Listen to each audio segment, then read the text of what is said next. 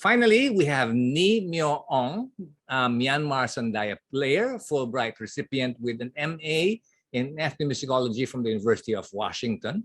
He is the Dean of Gitamite Music Institute in Yangon.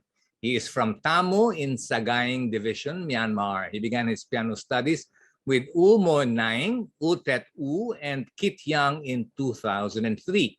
Myo Aung has been coordinator for digitizing Burmese 78 RPM records on a grant from the American Embassy. Is the Myanmar representative for the Thai annual music festival ASEAN. He has arranged and composed Burmese music for ensembles for various various ensembles. He facilitated an exchange the teaching artist program with the University of Washington School of Music from 2016 to 2018. In 2020, he and his mentor Kit Yang led a collaborative project between Gitamite Myanmar and SUNY New Paltz, USA, exploring the NAT Spirit Worship and the Practice of Tolerance project on a grant from Asian Cultural Council. His title or his paper is titled Sandaya by Ear in Burma, Learning from Recordings versus Learning from the Masters.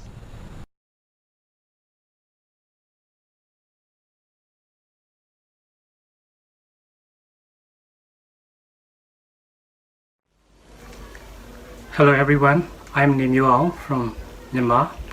I work at Gitamite Music Institute. I would like to present you about my experience of Sandaya Burmese piano learning. The Burmese music has been one of the least known musical cultures, not just for outsiders, but also for its own people for many reasons. There are still few published detailed analysis of Burmese or other minority music in English. Several decades of control by military junta made it difficult for foreign scholars to get into the country and do research, except for a few scholars from 1960 to the 1990s, such as Professor Robert Garfias, my mentor Kit Yang, Gretel, Tasol, Tokumaru, Joe Kell, Gavin Douglas, Tasol Lu, and Saruri. A search of popular music from the West and neighboring countries assumed the role of local music and take prominent place to some extent, if not completely. Standardization and institutionalization are also one of the main contributors, weakening a diverse and myriad sonist culture into a singular, isolated, and imaginative, sometimes less creative musical culture. Both anthropological and ethnomusicological study by Burmese scholars and writers rarely prioritize study from the musician's point of view and are mainly focused on non-musical factors, except for books and articles by U Gongban, Sagaing Na Shui, and a couple of writers, which are very perceptive on rhythmic and melodic convention in various styles of Saiwan music. Traditional learning ways of lifelong stays in master's resident soaking up knowledge over the years has disappeared, and is now replaced by institutionalized university, high school, and primary classes. Under this situation, with the lack of scholarly analysis on Burmese music, there are tremendously detrimental effects not just on the performance practice, but also on the dissemination of Burmese music. Burmese music, like most Asian music, does not have a clear boundaries among creation, performance, and teaching. Studying under a specific master is not just merely learning how the master uses his creative process or teaching, but also how he thinks and conceptualizes musically. The master attitude to specific musical styles and to different lineage from different regions of the country help to focus the student's mind both musically and socially. Studying music many decades later, after this earlier practice had disappeared, impacted me many levels. As a Burmese music enthusiast, I started my first piano lesson with U Mo Naing and Professor Kit Yang in Western music, and later switched to Burmese music, especially in Sandaya, the Burmese term for the piano. My first Sandaya teacher is a well-known pianist who was always busy with performances. After studying with him a few months, he introduced me to an instructor from the State School of Fine Arts in Yangon. Switching from one teacher to another did actually change not just the style of teaching, but also the repertoire.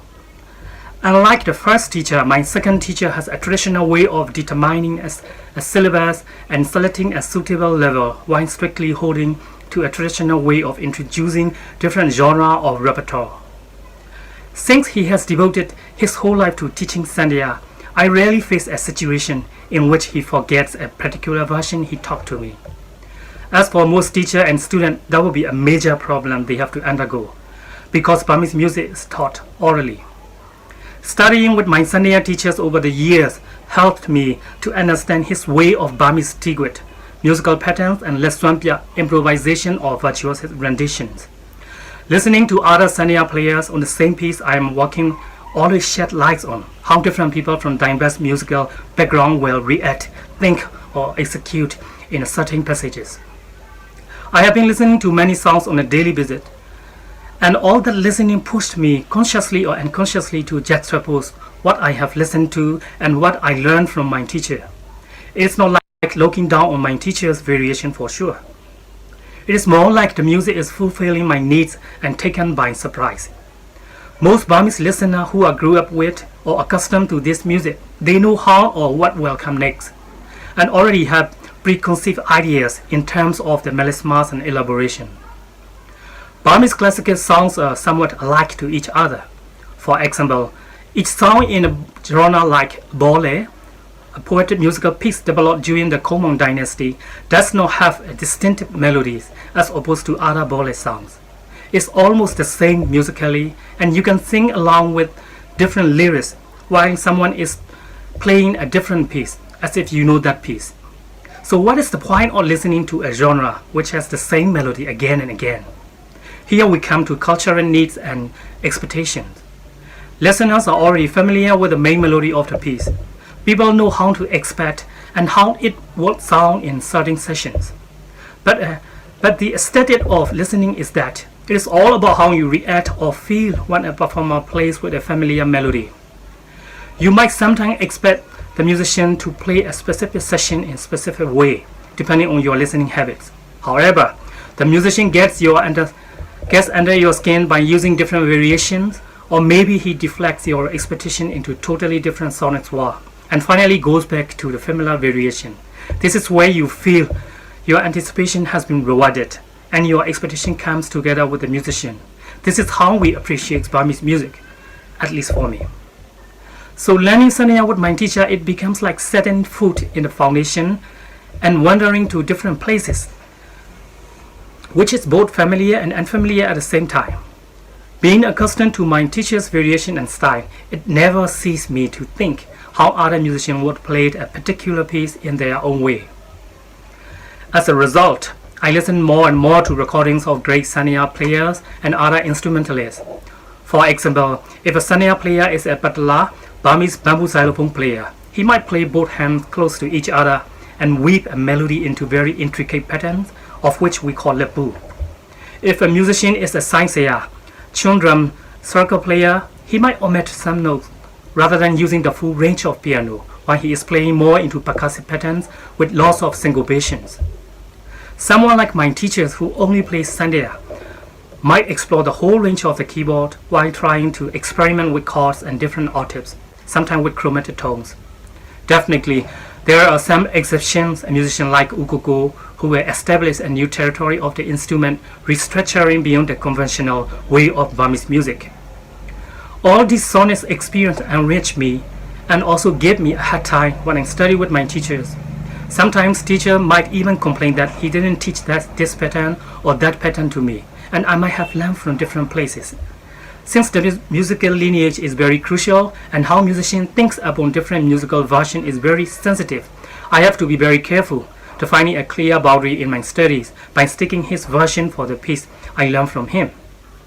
Therefore, it is a bit awkward to learn from other teachers publicly when you study with one teacher. That's why recordings become my university and professor, from which I accumulate my knowledge of Burmese music, to enrich my listening experience and to enhance my Sandaya techniques and creativities. Due to this intensive listening, I have overcome musical prejudice by which most young learners experience, thinking strictly that there is only one authentic lineage and this is the only correct way of performing. At the same time, I also face plenty of drawbacks by learning from recordings without teachers. Being born and raised in a non-musical family and outside of a traditional music community, my ear cannot grasp some of the tone combination. and nuances in various interpretation and improvisations. And the lack of resources such as book, lecture and music analysis and demonstration hold me back when I learn from recordings. I cannot ask questions openly to my teachers or others, to what extent and in which way I can interpret my own ideas on some pieces. There was an event I can still remember when I was working with a piece by Sandaya. Being stuck in a small phrase, I tried to explore on the keyboard repeatedly and seek advice from various musicians. I first play for them and then ask their suggestion whether I am playing correctly or not. I got no direct answer from any of them, apart from advising me to find my own way rather than copying from recordings. I cannot say whether they actually want me to find my own style or they cannot catch the musical phrase. As for me, I just want to play exactly like the recording, to build my musical language from various musicians' rendition, because I'm more into a state of learning from different styles of various musicians, rather than creating my own yet. Let me conclude my talk with a famous Burmese saying we use in our search of knowledge, which is called Sutu Pyu. Literal meaning is collect, imitate, and create. This is the most famous saying for those who would like to be proficient in specific area. First, collect everything which is related to your field, and then practice or imitate it. Finally, create your own based on the thing you have studied before, or just create a totally new things. Thank you very much.